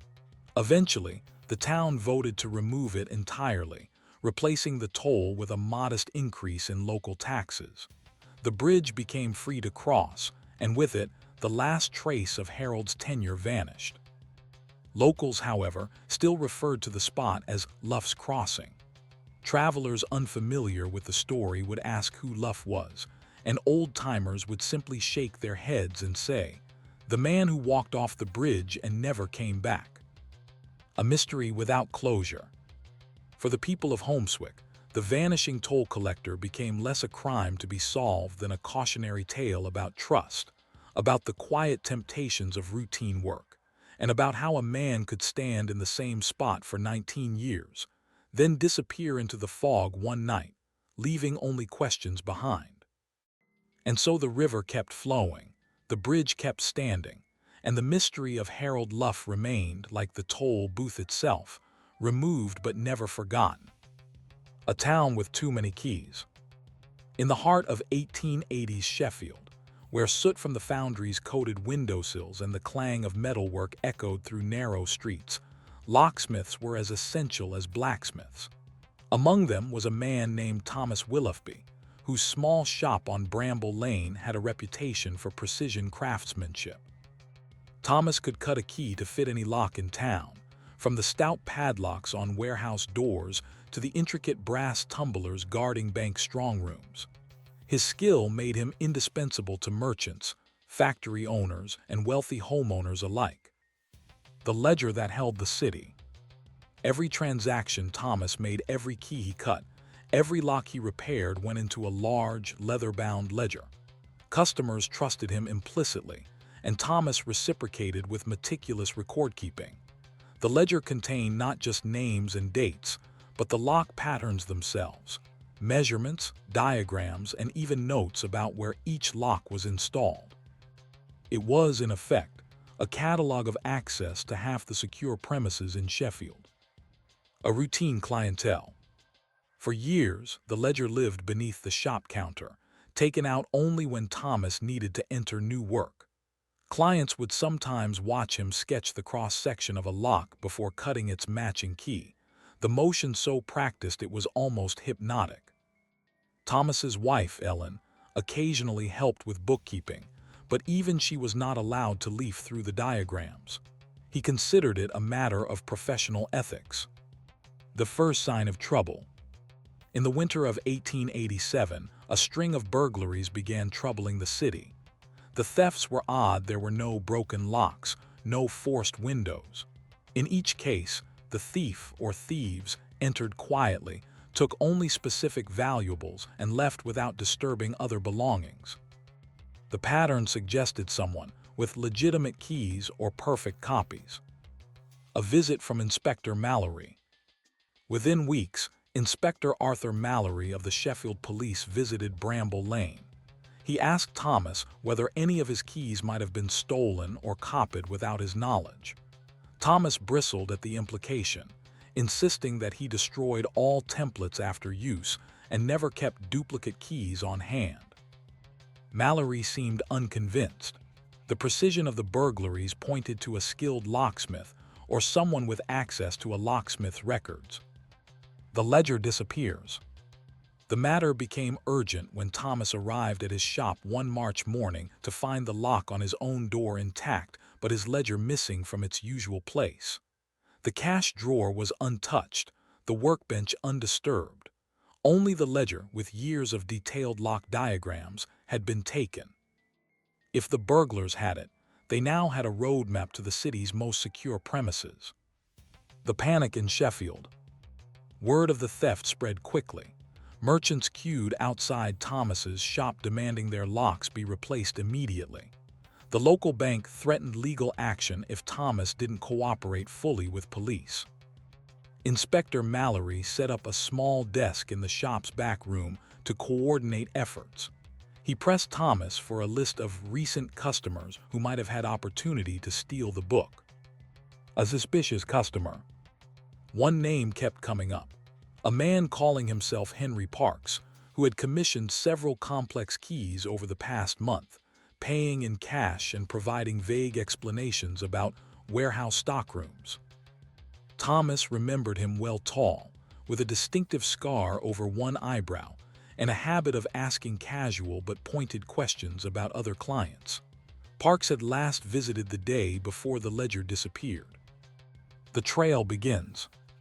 Mallory dispatched 2 constables to search for Parks, but the address he had provided turned out to be an empty storeroom above a defunct cobbler's shop. Whoever he was, Parks had no fixed presence in Sheffield. Thomas, meanwhile, began compiling from memory the most sensitive entries in the missing ledger, an imperfect task, but the only way to alert property owners at risk. Somewhere in the city, the stolen ledger was in the hands of a man who now knew exactly which locks could be opened, and how. The first ledger crime. 3 nights after the theft, the first break-in directly linked to the missing ledger occurred. The target was a jeweler on Silver Street whose lock Thomas had repaired the previous year. The entry bore all the hallmarks of the earlier burglaries: no damage to the door, no noise, and an almost surgical removal of certain items. But this time, Inspector Mallory had prepared. He had quietly stationed a plainclothes officer in the rear of the shop. Unfortunately, by the time the officer reached the front room, the thief was gone, leaving only the faint smell of oil and a single muddy boot print. Thomas recognizes the mark. When Thomas examined the print, his face darkened. The tread pattern matched a type of work boot sold only by a single cobbler harlot whose clientele included warehouse laborers, dockhands, and the occasional tradesman. It wasn't proof, but it narrowed the field. If Parks was indeed the culprit, he'd have likely purchased such boots to blend in among dock workers. Mallory's strategy.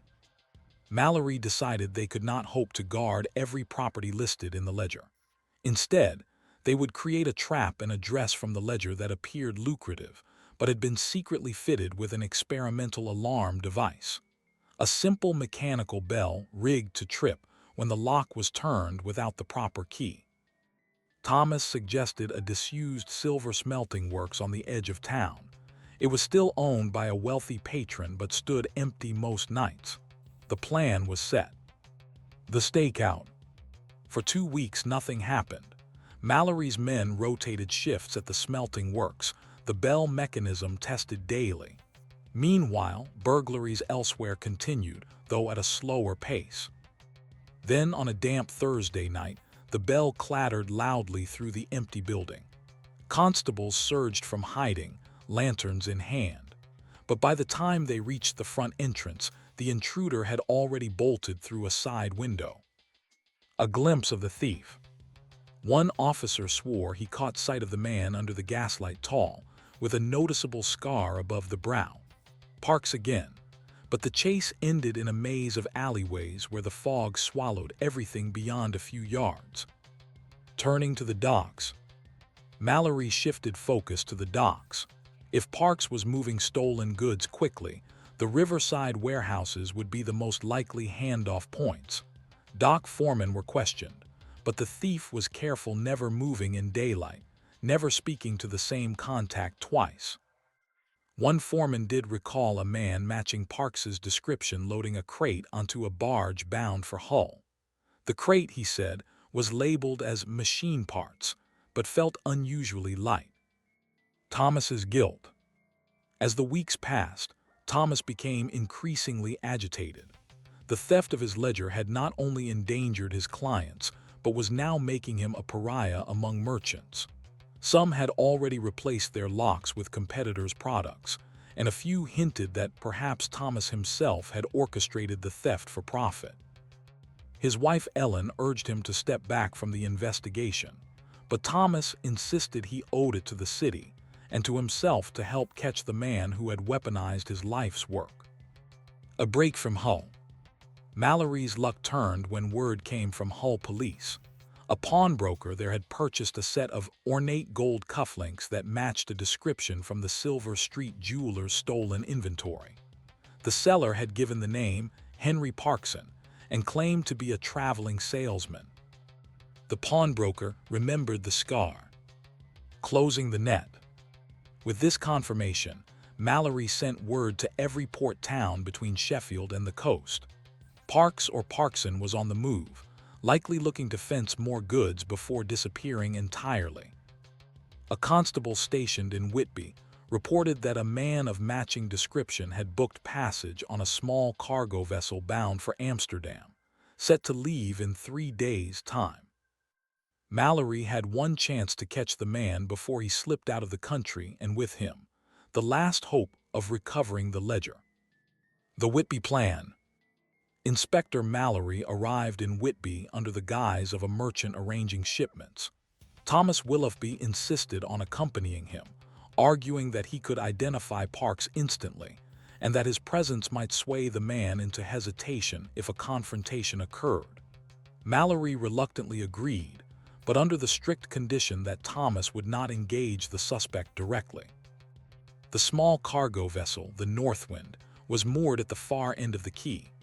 Dockhands bustled about loading crates, barrels, and coiled rope. The tide was due to turn in less than 2 hours, giving Mallory a narrow window. A face in the crowd. They spotted him sooner than expected. Parks, tall, broad-shouldered, and wearing a sailor's oilskin coat, was speaking to the ship's captain, gesturing toward a large, iron-banded trunk. Even from 30 yards away, Thomas could see the thin white scar above his eyebrow. Mallory signaled 2 constables to approach from the far side, while he and Thomas moved closer. The attempted flight. Perhaps sensing the trap, Parks suddenly broke from the conversation and sprinted toward the warehouse row. The constables gave chase, their boots pounding on wet cobblestones. A shouted warning from Mallory echoed across the quay. "Stop him, he's armed." Parks dodged through a stack of fishing crates, but a misplaced step sent him sprawling into a coil of rope.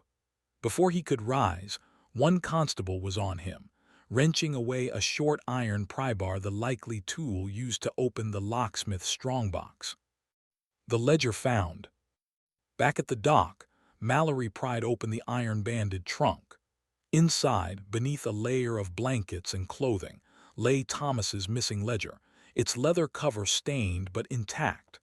Several pages had been torn out, the very ones detailing the most valuable locks in Sheffield. Also inside were small sacks of coins, a handful of gold pieces, and a bundle of jewel cases, evidence linking Parks to nearly every burglary in the past 3 months. Parks's silence. Throughout questioning, Parks refused to admit his true name or offer any explanation. The only words he spoke were to demand a solicitor. His silence only fueled the paper's fascination, with headlines dubbing him the gentleman key thief. It was later discovered that he had worked as a dock laborer in Liverpool, before drifting to Sheffield under an assumed name. How he learned of the ledger remains uncertain, though suspicion fell on a former apprentice of Thomas's who had disappeared the year before. Trial and sentence. The trial at York Assizes drew heavy attendance from Sheffield merchants eager for closure. The evidence, particularly the ledger, the stolen goods, and the prybar, was overwhelming. Parks was convicted of multiple counts of burglary and sentenced to 14 years, penal servitude. The missing torn-out pages were never recovered, and some suspected that an accomplice still possessed them, explaining why a few burglaries continued even after Parks's arrest. Thomas's reputation restored. With the return of the ledger, Thomas's standing in Sheffield improved. Many clients returned, grateful for his cooperation with the police. Nevertheless, he began a new practice. No diagrams were kept in a single book, and the most sensitive lock patterns were committed to memory rather than paper. He also installed an experimental safe of his own design in the shop, a device so complex that even Inspector Mallory joked he hoped never to need a key for it. A cautionary legacy. The locksmith's ledger became a byword in Sheffield for the dangers of centralized knowledge. For years afterward, apprentices were told the story as a warning. A lock is only as secure as the man who keeps its secrets. As for the ledger itself, Thomas kept it locked away until his death, after which it vanished into family storage. Whether it still exists today is unknown, though if it does, it remains a silent map to a Victorian city's hidden doors. And so, in the industrial heart of England, a book of keys became the key to a man's undoing and to the uneasy truth that in the wrong hands, even security itself can be stolen.